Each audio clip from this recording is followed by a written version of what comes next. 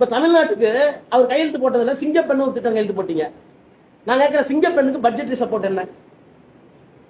கலைஞர் 3 கையெழுத்து போட்டார், எங்களுடைய தலைவர் ஸ்டாலின் 3 கையெழுத்து போட்டார் முதலமைச்சர் வரும்போது.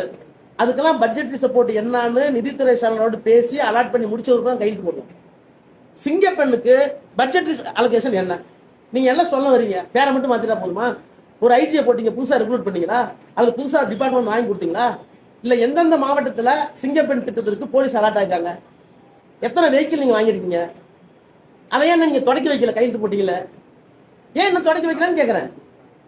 ஒரு அதாவது இனபிலிட்டி, இன்காம்பிட்டன்ட் அப்படின்னு நான் உங்களை சொல்றதுல என்ன தப்பு?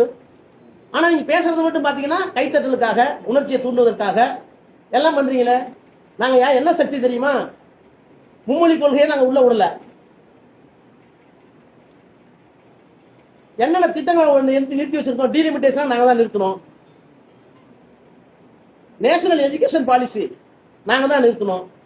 டிஎம்சி 2500 கோடியா இழந்தாலும் பரவாயில்ல, 10,000 கோடி நட்டப்பட்டாலும் பரவாயில்ல, மாநில உரிமை விட்டு கொடுக்க மாட்டார் மோடி அவர்களே, நான் அதுக்கெல்லாம் பயப்பட மாட்டேன் அப்படின்னு சொன்னவர் தூர சக்தியாம், ஓர சக்தியாம், கோர சக்தியாம், பார சக்தியாம், தூர்ந்து போன சக்தியாம்.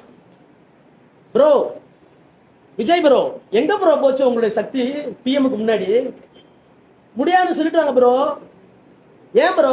அந்த chief minister bro, why bro ஏன் பேசாம வந்தீங்க? ஏன் ப்ரோ பிரஸ் பாக்குறதுக்கு தைரியம் இல்லை ப்ரோ?